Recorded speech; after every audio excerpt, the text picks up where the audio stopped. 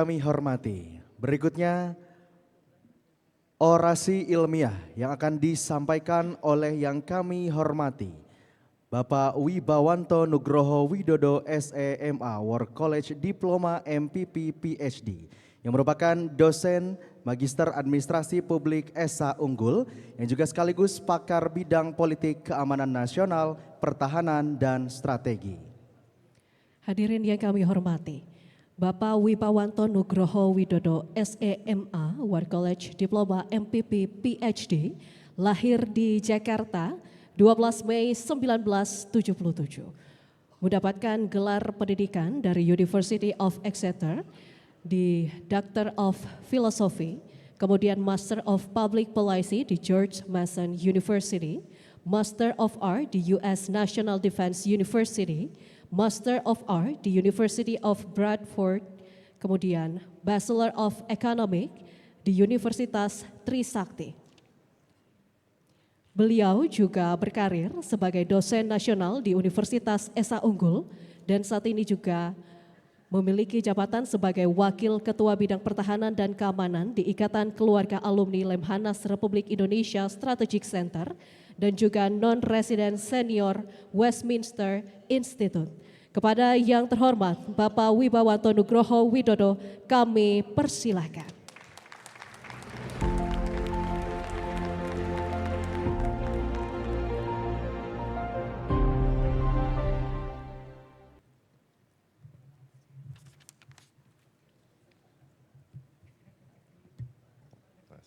Selamat pagi, Assalamualaikum warahmatullahi wabarakatuh.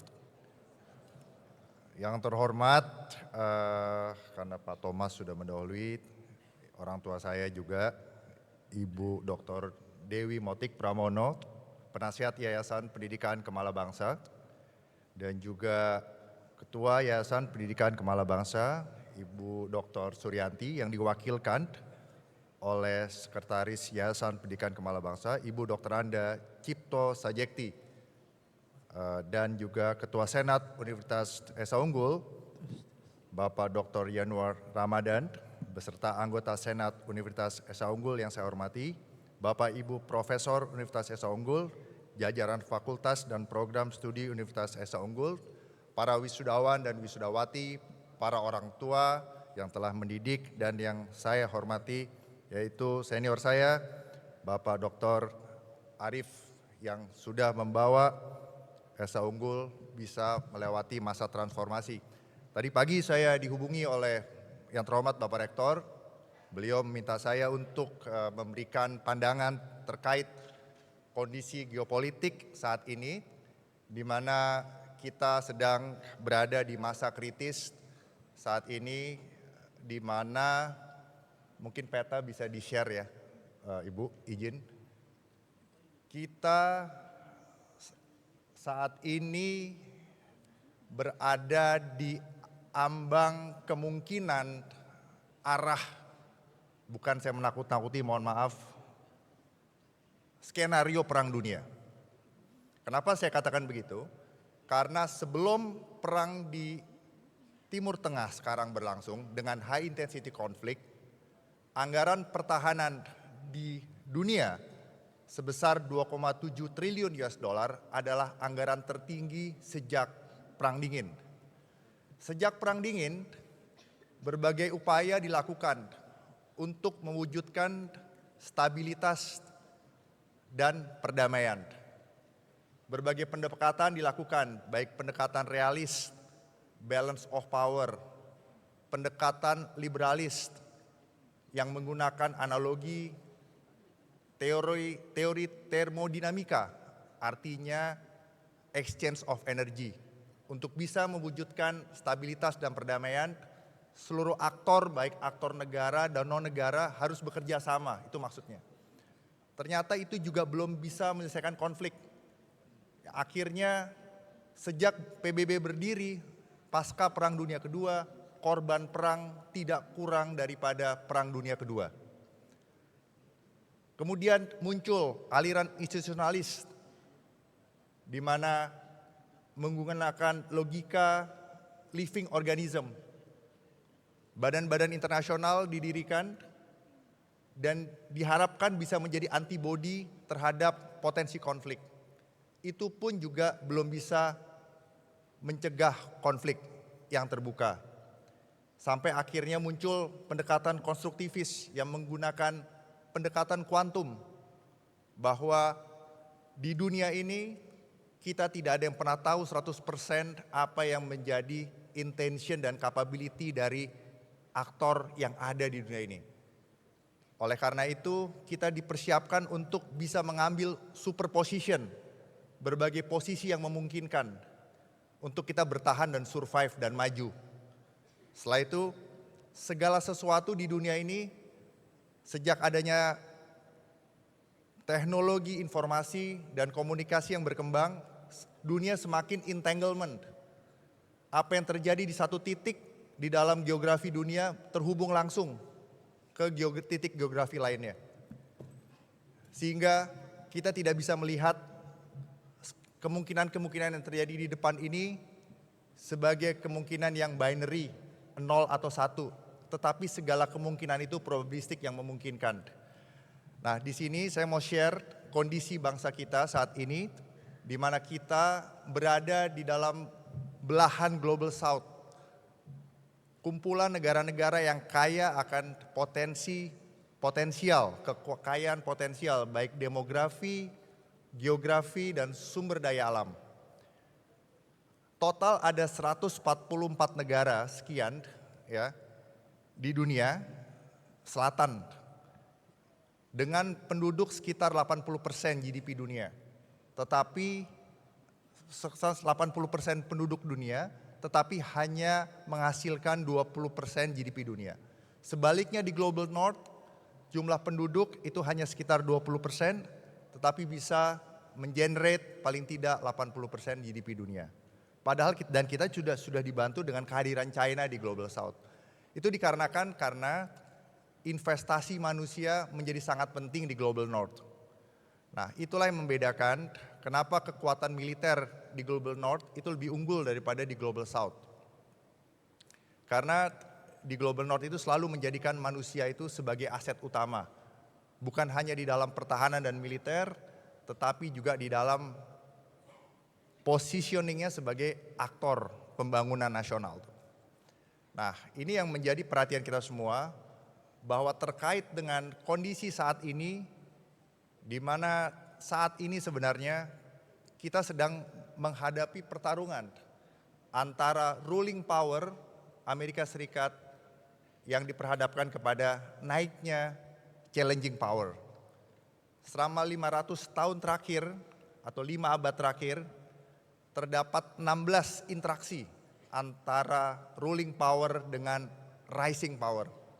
Dari 16 interaksi itu, dari zaman Ottoman Empire sampai dengan tahun 2026 ini, paling tidak sampai tahun 2000 awal, dari 16 itu 12 berakhir dengan perang terbuka dan 4 tidak berakhir dengan perang terbuka, termasuk juga perang dingin.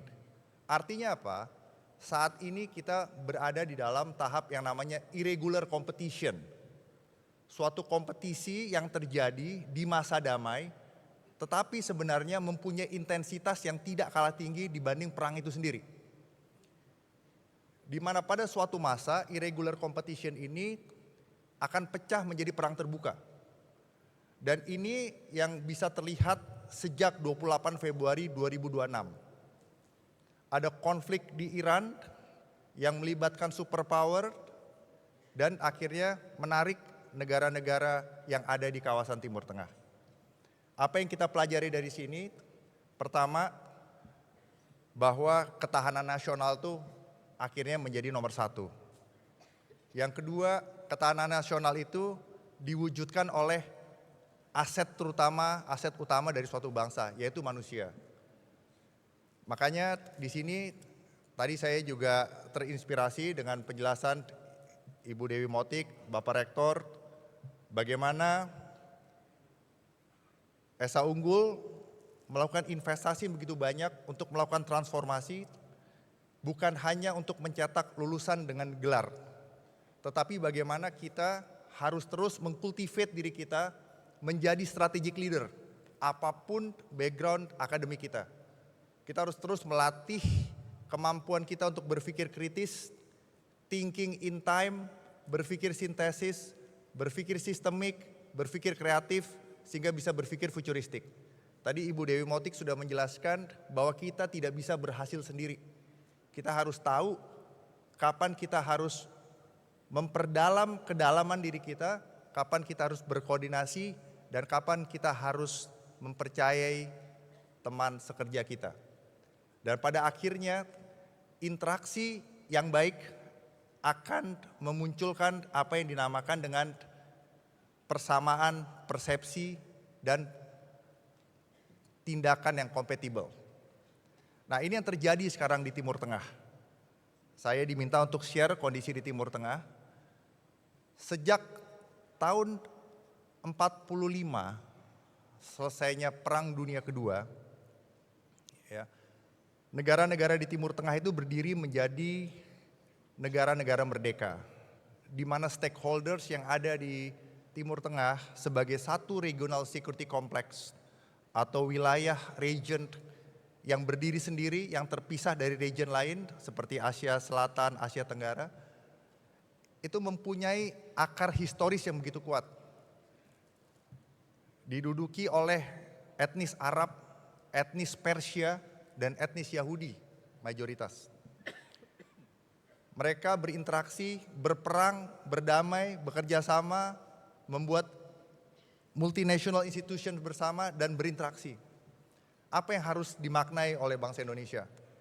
Sebagai bangsa Indonesia dengan prinsip bebas aktif, kita menghadapi suasana yang kuantum nih sekarang. Apa itu kuantum? Kita tidak pernah tahu apa yang menjadi exactly dan susah memprediksi intention dan kapabilitas dari superpower dan juga aktor-aktor yang sedang bersaing saat ini di dunia. Sehingga kita harus mengambil segala macam posisi, kita harus bisa menanggung resiko jika terjadi apa-apa di sana, dan kita harus siap dengan berbagai kemungkinan. Apa yang dikenal dengan multi-directional diplomacy dan multi-layer diplomacy yang melibatkan diplomasi tracking 1, tracking 2, dan tracking 3. Itulah kenapa kita sebagai bangsa harus kuat secara manusia dan kompak sebagai bangsa.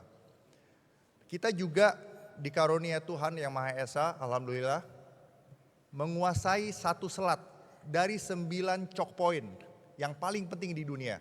Yang kalau ditarik lagi dari 9, 5 itu paling kritis. Yang pertama itu dari Amerika, wilayah Amerika, yaitu terusan Panama, terusan Gibraltar, masuk ke terusan Suez di Mesir, masuk ke Bab el Mandab di Red Sea, yang sekarang juga menjadi titik panas, dan juga Selat Hormuz. Kita bisa melihat sekarang yang terjadi hari ini adalah satu hari menjelang selesainya ceasefire 22 Februari. Tetapi prediksi saya mengatakan tidak akan ada negosiasi di tahap kedua. Kenapa? Karena adanya perbedaan yang sangat fundamental, baik dalam hal identitas, orientasi, dan grand strategi antara Amerika, negara-negara Sunni Arab, dan juga Israel dengan Iran versi rezim tahun 79. Nah, ini yang menjadi tantangan kita. Kita boleh memahami apa yang terjadi di sana. Kita sebagai intelektual harus bisa membaca ini dengan kepala dingin. Apa yang menjadi meaning bagi kepentingan nasional kita. Perbedaan yang begitu mendalam sampai saat ini belum mendapatkan kesepakatan, ya, di mana Iran tetap minta supaya mereka diberikan keleluasan dalam kekuatan nuklir. Yang kedua, diberikan pelepasan dari sanksi-sanksi yang selama ini mereka terima sejak tahun 79. Dan yang ketiga, meminta kompensasi terhadap serangan militer Amerika sejak 28 Februari. Sementara kalau itu tidak diberikan, Hormuz tidak pernah dibuka. Jadi Hormuz itu secara teknikal itu terbuka, tetapi secara geopolitik itu tertutup. Kenapa? Karena Amerika Serikat masih menggunakan kekuatan militer untuk memberikan strategic pressure di international water di Laut Arab, di wilayah Hormuz. Dengan tujuan untuk memastikan supaya Iran mau mengikuti apa yang menjadi permintaan dari para stakeholders yang terkait. Nah, baik itu Amerika yang disepakati juga oleh negara-negara Gulf Country Council dan juga Israel dan juga negara-negara P5 lainnya. Tetapi apapun yang terjadi sekarang, yang kita harapkan adalah regional security complex di Timur Tengah, di mana bangsa Arab, Yahudi, dan Persian bisa hidup berdampingan dan bisa hidup kompatibel untuk menerima kehadiran great powers lainnya. Itu suatu tujuan yang ideal. Nah, jika terjadi sesuatu dalam 30 hari ke depan, ada kemungkinan bahwa konflik akan melebar, melibatkan atau menimbulkan chain reaction dari regional powers lainnya yang pasti akan melibatkan P5 secara langsung atau mungkin tidak langsung dahulu. Dan yang paling menjadi concern kita jika konflik itu melebar ke Selat Malaka. Ya, dengan skenario kapal-kapal Iran bisa dikejar sampai ke Selat Malaka. Apa meaningnya buat kita? Berarti kita akan menanggung kemungkinan kenaikan harga oil and gas dan juga yang berimplikasi kepada harga supply chain barang-barang yang dibutuhkan sehari-hari dan akhirnya akan mengalami gangguan ekonomi global. Nah, kalau ekonomi global juga terganggu, sebenarnya ini juga menjadi titik kelemahan bagi Amerika Serikat, negara-negara barat, dan juga pertumbuhan ekonomi negara-negara Asia, termasuk Indonesia tentunya. Sehingga kita di sini harus melakukan kebijaksanaan dalam kebijakan fiskal tuh sebenarnya. Penghematan dan lain-lain. Dan yang kedua, kita harus menjadi bangsa yang dipercaya. Karena di era kuantum seperti ini, yang paling susah itu adalah percaya sama orang. Karena semuanya serba relatif kelihatannya. Nah, tetapi kita jangan lupa, kita sekarang ada di dalam proses perubahan sistemik dunia. Di balik perang ini ada proses perubahan sistemik dunia. Ada yang salah dengan dunia ini yang harus dirubah. Nah, ada 3 megatrend yang saya mau share yang sedang terjadi di dunia saat ini, yaitu tren pertama adalah demografi. Bahwa jumlah manusia itu menurun karena kematian lebih banyak daripada tingkat fertility. Termasuk di Indonesia. Tren itu terjadi. Bahkan ada prediksi secara saintifik bahwa tahun 2280 jumlah manusia di muka bumi ini jika dunia belum kiamat itu hanya 2 orang. Dan antara 2040 sampai 2055 diprediksi, silahkan di Google, dicari dengan AI, jumlah manusia kemungkinan akan sama dengan jumlah humanoid. Artinya manusia berkurang dan manusia akan compete dengan robot. Sehingga kita perlu reskilling diri kita, apapun background pendidikan kita. Itu poinnya. Yang kedua adalah shifting ke digital. Kita harus paham betul dan terbiasa dengan emerging technology. Bahkan peperangan yang terjadi sekarang di Timur Tengah sudah menggunakan emerging teknologi. Yang di sini ada Fasilkom, AI, Artificial Intelligence, Machine Learning, Autonomous System, Advanced Computing, Big Data Analytics, Biotechnology, Directed Energy, laser menjadi senjata, robotik, dan hypersonics, paling tidak 8 itu. Dan jika negosiasi ini tidak berlanjut di tahap kedua, skenarionya kemungkinan ceasefire akan diperpanjang. Dan konflik ini akan berubah menjadi low intensity konflik. Kembali seperti konflik antara tahun 79 sampai tahun 2026, tapi dengan intensitas dan kecanggihan yang melebihi dari periode sebelumnya. Nah, ini menjadi concern dari kita semua. Bagaimana kita sebagai bangsa harus menjadi bangsa yang berani dan berpikir itu poinnya. Dan stay on the truth.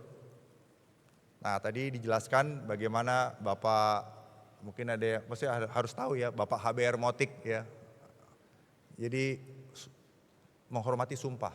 Artinya apa? Stay to the truth. Karena di era seperti sekarang, Bangsa yang tidak berdiri di atas kebenaran itu pasti terhilang. Karena semuanya kelihatan relatif. Kepercayaan susah didapat. Kepercayaan dimulai dengan kita stick to the truth. Nah itu penting, di dalam aplikasinya di public policy, negara-negara yang maju, negara-negara yang Islamicity indeksnya tinggi adalah negara-negara yang di Skandinavia tuh. Ya, satu contoh mereka menerapkan kebenaran adalah pejabat publiknya terbuka.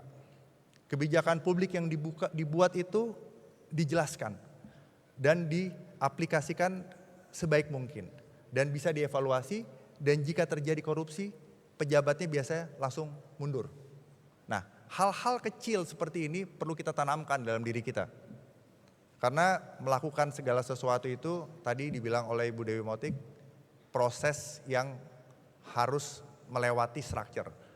Nah, kita sebagai manusia, sebagai lulusan dari Universitas Esa Unggul, itu adalah aktor yang sudah dibekali dengan knowledge.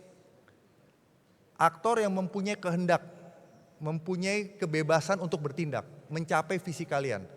Kalian akan melewati structure, baik structure ideologi, structure institusi, structure materi, dan juga structure dalam hubungan power relationship. Ya, apa yang harus kalian lakukan di situ? Menambah agency kalian. Karena kita boleh aja mempunyai visi 100, tapi next question adalah bagaimana kita bisa persis untuk mencapai visi tersebut. Mungkin tidak 100, tapi juga tidak 20.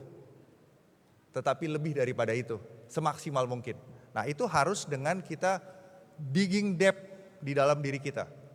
Nah itu poinnya yang saya mau tekankan, bahwa kita sebagai bangsa, kalian sebagai lulusan di sini, jangan pernah berhenti untuk mengasah diri, mempertajam diri, mempersiapkan diri menjadi strategic leader apapun posisinya, dan bekerja dengan tim. Dan ada satu bukan anekdot ya, tapi saya rasa ada benarnya. Istilah tuh, speak like a lawyer, gitu. Think like a scientist, gitu loh. Observe like a detective, gitu. Decide like a judge. Jadi orang tuh decisive gitu. Gitu. Yang terakhir adalah work seperti Bapak Rektor, work like engineer. Nah, jadi kita untuk bisa sukses, kita memerlukan multi level skills. Itu poinnya tuh. Dan jangan lupa kita pegang Pancasila, karena ada buku tuh ya yang diterbitkan Harvard Business School, judulnya adalah Ideology and National Competitiveness di 9 negara. Ditulis oleh George Lodge dan Ezra Vogel. Nah, di situ ada pembelajaran mengenai 9 negara: Amerika, Inggris, Jerman, Prancis, Brasil, Meksiko, Jepang, Korea, dan Taiwan. Jadi intinya buku itu mengatakan bangsa yang mengenal ideologinya adalah bangsa yang mengenal DNA-nya. Dan bangsa yang harus bisa untuk mengaktualisasikan DNA itu, sehingga bangsa itu yang akan unggul. Jadi bukan bangsa yang mau menjadi bangsa lain.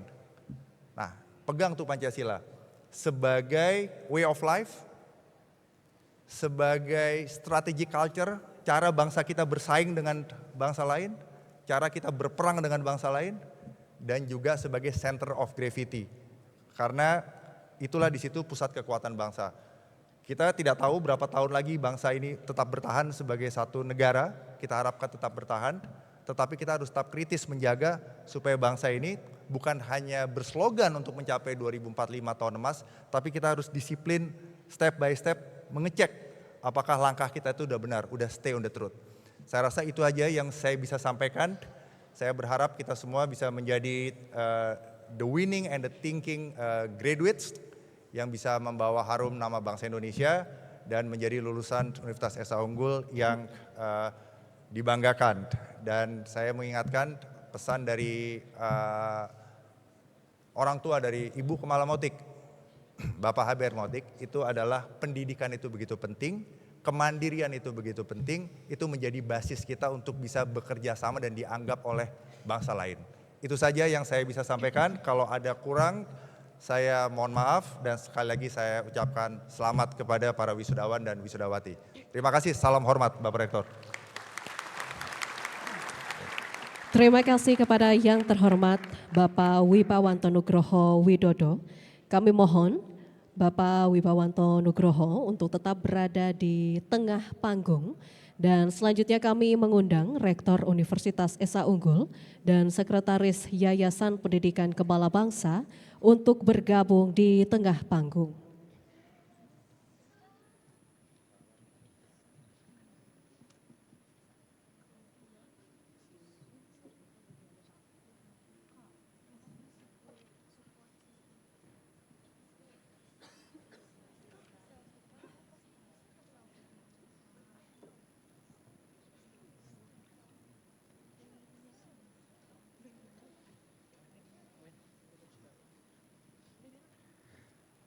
Baik, hadirin kita saksikan bersama-sama untuk penyerahan plakat dari Rektor Universitas Esa Unggul.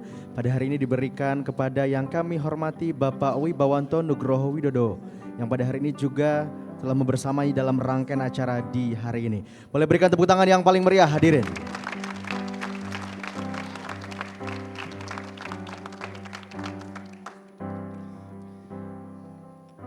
Baik, dan juga turut kita saksikan bersama-sama untuk sesi foto bersama di atas panggung. Baik, terima kasih banyak kami haturkan sekali lagi, dan hadirin berkenan kita berikan tepuk tangan yang paling meriah sekali lagi.